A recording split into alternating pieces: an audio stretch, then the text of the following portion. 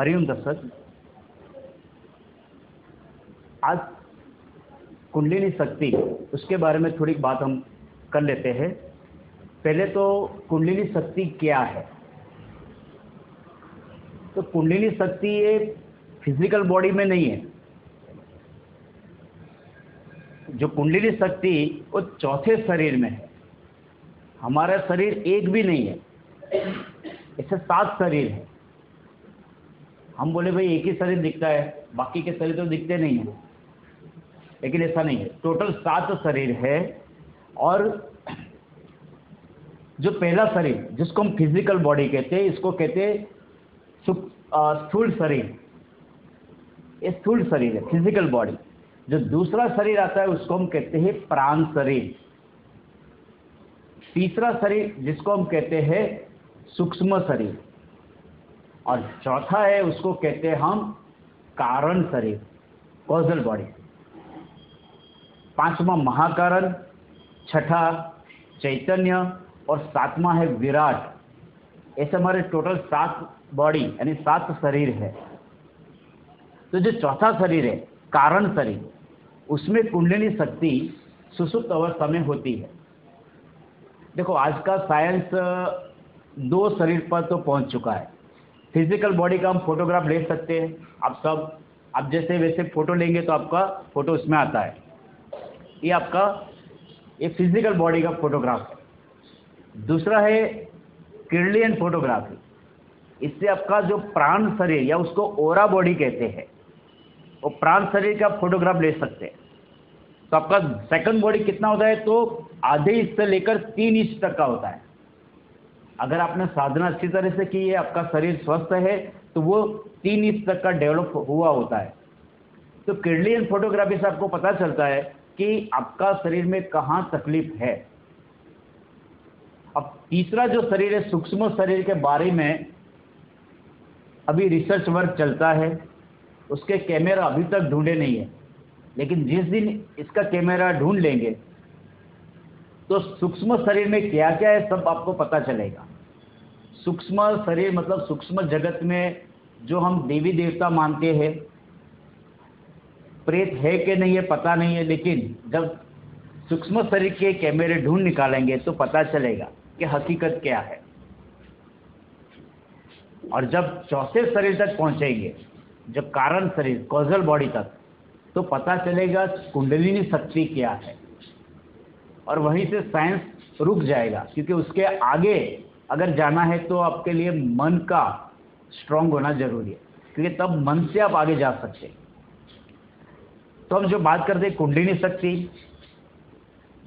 4th शरीर में है, लेकिन ये स्थूल शरीर उसका प्रतिनिधित्व करता है, रिप्रेजेंट करता है। तो वो कुंडलिनी शक्ति एग्जैक्ट कहाँ पर है? मैंने बताया कि अभी वो सुषुप्त अवस्था में होती है, लेकिन कहाँ पर होती है? तो वो जो स्पाइनल कोड है, हमारी स्पाइनल कोड के लास्ट मणके के भाग के बिल्कुल बगल में, करीब 2 इंच बगल में, वहाँ कंध नाम का स्थान, वहीं पर कुंडलिनी शक्ति सुषुप्त अवस्था में होती है। और जब भी आप कुछ साधना करते हैं, साधना में मंत्र जाप भी आ गया, योग भी आ गया, प्राणायाम भी आ गया और ध्यान भी आ गया, तब वो कुंडलिनी शक्ति जागृत होती है और धीरे धीरे वो लास्ट मनके से, यानी स्पाइनल कोड के लास्ट मनके के भाग है, वहीं से सेंटर से पास होती होती ऊपर की ओर आती है, और ये तालू का भाग है, वहां तक पहुंचती है। तो डीप समाधि में आप जा सकते हैं। अब मैंने जो बताया कंध नाम के स्थान से उस सुषुप्त अवस्था में वो कैसी है, तो हमारे शास्त्र में उसका वर्णन किया गया है। योग शास्त्र में उसका वर्णन है। खास करके आपको संत ज्ञानेश्वर हो गए, तो उसने ज्ञानेश्वरी गीता लिखी है। उसका अध्याय 6 यानी चैप्टर 6 वो अवश्य पढ़ना जैसा है, पढ़ना चाहिए। तो ज्ञानेश्वरी गीता में संत ज्ञानेश्वर ने जब कुंडलिनी शक्ति जागृत होती है, उसको कहा है प्राण का उत्थान होना। वो सब क्या है उसके बारे में बहुत ही अच्छी तरह से वर्णन किया गया है। तो जब भी आपको टाइम मिले तो वो पढ़ लेना। आज मैं शॉर्ट में बता देता हूँ कि कुंडलिनी शक्ति जब जागृत होती है तो पहले मूलाधार चक्र पर वो एक्टिव होती है। और मूलाधार चक्र के बाद धीरे धीरे धीरे सातवें चक्र को पसार करती हुई तालु के भाग पर पहुंचती है। 7 चक्र कौन से हैं? तो जो पहला चक्र है वह है मूलाधार चक्र, बिल्कुल एनस के भाग पर है, गुदामार्ग के नज़दीक है। उससे 2 उंगली ऊपर की ओर चले जाओ तो वहाँ स्वादिष्टान चक्र है, बिल्कुल इंद्रिय के पीछे के भाग पर। उससे थोड़े ऊपर चले जाते हैं तो बिल्कुल नाभि के पीछे के भाग में मणिपुर चक्र है।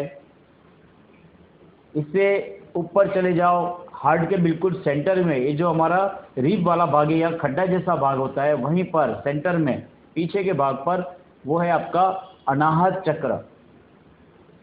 गले के भाग पर ये जो खड्डा जैसा भाग है, यहाँ देखेंगे, यहाँ से लेकर पीछे तक भी जा सकते हैं, वो है विशुद्ध चक्र। फिर ये कपाल के मध्य भाग से लेकर 2 आंखों के बीच में आग्नेय चक्र आया, वो भी थ्रू आउट है, आगे से पीछे, वो आग्नेय चक्र। और 7वां चक्र जो है वो है आपका सहस्रार चक्र, वो तालु के भाग पर है, मस्तक का बिल्कुल ऊपरी हिस्सा। तो साधना से धीरे धीरे ऊपर की ओर बढ़ सकते हैं। कहा जाता है भाई आग्नेय चक्र से ये सहस्रार चक्र पहुंचने के लिए सिर्फ 4 उंगली का ही है फासला, इतना 4 उंगली का है, यहाँ से ऊपर उठकर यहाँ तक पहुँचना है। लेकिन इस 4 उंगली के फासले में आपको यहाँ तक पहुँचने में एक जन्म या अनेक जन्म भी निकल जाते हैं। तो मोस्ट ऑफ साधक यहाँ आकर रुक जाते हैं, क्योंकि जब आग्नेय चक्र पर आते हैं तो बहुत सारी आपको सिद्धियाँ भी मिलती है, फिजिकली मेंटली आप बहुत पावरफुल बनते हैं, और जो कुछ है वो कुंडलिनी शक्ति से साथ ही जुड़ा हुआ है। तो मैंने शॉर्ट में बताया, हर एक कुंडली पर ऐसा तो बाद में वर्णन करेंगे क्या है चक्र के बारे में, कि हर एक चक्र में क्या क्या वहाँ इफेक्ट मिलती है, वो बाद में हम समझेंगे। अब कुंडलिनी ध्यान कैसे करते हैं उसके बारे में थोड़ा समझ लेते हैं। कुंडलिनी ध्यान मतलब हर एक चक्र आपका एक्टिव होना चाहिए। पहले तो प्राण का उत्थान होना चाहिए, प्राण शक्ति जागृत होगी तो एक के बाद एक चक्र से पसार होती हुई सहस्रार तक पहुंचेगी। जो मैंने बताया, वर्णन किया है कि भाई कुंडलिनी शक्ति सुषुप्त अवस्था में है तो कैसी होती है। तो हमारे ऋषि मुनियों ने देखा कि पशु पंखियों में सबसे तेज वो है सांप, यानी जो नाग आपको देखा होगा एकदम फास्ट दौड़ता है, तो चंचल है, बहुत तेज गति से भागता है। तो उसको देखकर हमारे ऋषि मुनि ने बताया कि भाई कुंडलिनी शक्ति कुंडल आकार मतलब सर्कल फॉर्म में सोई हुई है। जैसे कोई सांप है, इसके मुख में अपनी पूंछ को दबाकर जब सो जाता है तो कैसी अवस्था होगी। और आपने देखा होगा सांप जब वो कुंडल आकार मतलब राउंड शेप में सो जाता है तो वहाँ पड़ा रहता है, मुंडी को वो नीचे डाल देता है। लेकिन उसने इमेज किया कि उसकी पूंछ को अपने मुख से दबाकर वो सांप सोया हुआ है। इसका मतलब ये शक्ति रूपक के रूप में, कि प्रतीक के रूप में। ऐसा नहीं होता है कि अंदर कोई सांप नहीं है, लेकिन ये शक्ति का वर्णन कैसे करना है, तो वो बिजली की तरह है या सांप की तरह है, और ये सुषुप्त अवस्था में ऐसे है। अब जब जागृत होती है तो क्या होता है, तो जैसे सांप जागृत हुआ तो क्या होगा, फैन चढ़ाकर वो खड़ा हो जाता है। जमीन से करीब 1-1.5 फीट तक 2 फीट तक वो खड़ा हो सकता है। तो जब कुंडलिनी शक्ति जागृत होती है तो वैसे जैसे सांप खड़ा हो गया है, वैसे वो शक्ति सांप की भांति, मतलब सांप नहीं है, रूपक के रूप में वो ऊपर की ओर उठने लगती है। तो चलिए अब कुंडलिनी ध्यान कैसे करते हैं, तो थोड़ा मैं उसका भी डिस्क्राइब यानी वर्णन कर देता हूँ।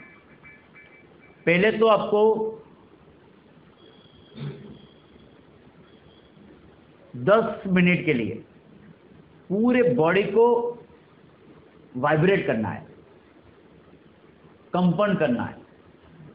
जैसे कि आप खड़े हुए, एक सब खड़े रहकर करेंगे। 2 मेथड है, आप समझ लेते हैं कैसे करते हैं, मैं बताता हूं। देखिए ऊपर मैं ऐसे खड़े हो गया हूं, अब मैं अपने बॉडी को इस सिर से लेकर पांव तक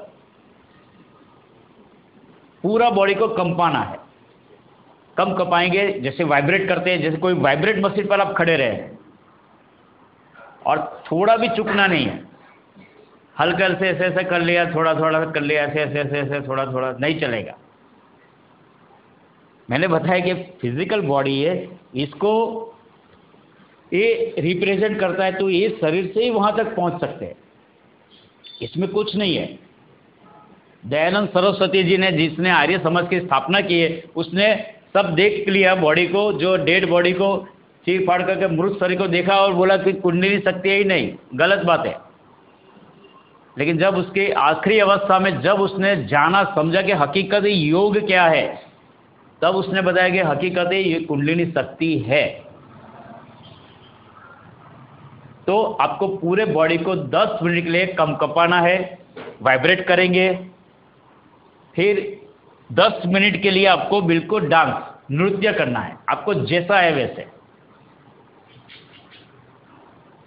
बता देता हूं। फिर 10 मिनट के लिए बैठ जाना है, आंखें बंद ही रखनी है। ये चारों क्रिया में 10-10 मिनट की सब क्रिया है, चारों क्रिया में आंखें बंद रखनी है।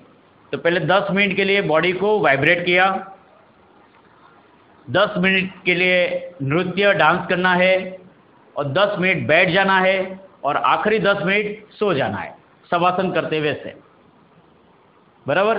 अब बॉडी को कैसे हिलाते हैं वो देख लीजिए। पूरे बॉडी को कंपाना है, सब पूरा हाथ, ये दिखती नहीं चाहिए, देखो ये हाथ दिखती है, आंखें बंद करके पागल बन जाना है। आप बिल्कुल पागल बन जाएंगे ना, तब आपको कुछ मिलेगा। मुंडे भी, जैसे किसी को माता जी कैसे होते हैं, જોયું છે તમે? માતાજી આવે તો જોયું છે? सही बात है, उसके बारे में मैं बाद में बात बताऊंगा। आपने देखा है कोई भी साधु संत महात्मा देखो, वो कैसे आधे पागल जैसे। नरसिंह मेहता को कौन मानता था? अरे अभी ये तो 450-500 साल पहले है, करीब 600 साल पहले की बात। कबीर को कौन मानता था? जब वो थे बहुत कम लोग मानते थे। अरे साईं बाबा को कौन मानते थे? पूरे शिरडी गांव के हार्डली 5-10 लोग मानते थे, बाकी सब लोग उसको नहीं मानते थे। दिवाली के टाइम पर किसी ने तेल भी नहीं दिया था, तो पानी से डालकर वो अपनी योग शक्ति से वो दिए जलाए। पूरे गांव में देखो आप, तेल भी नहीं देते थे। तो जब वो हयात थे तब कोई उसको मानता नहीं था।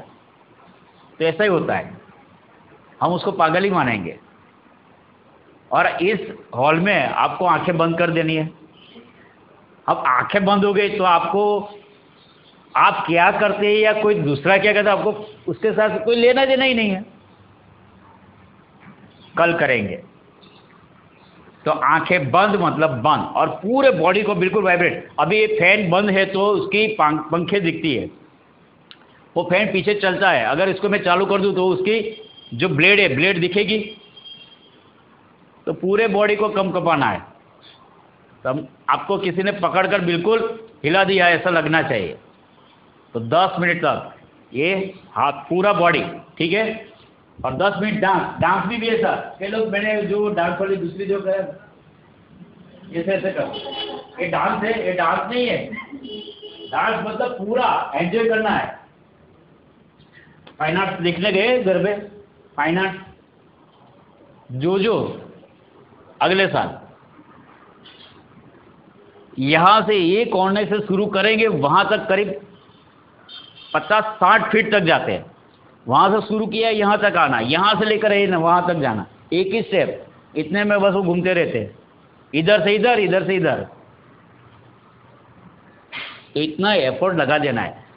वो भगवान मरे कि ना मरे पछीनी बात, मिले ना मिले उसको छोड़ दो, बाजू पर रख दो।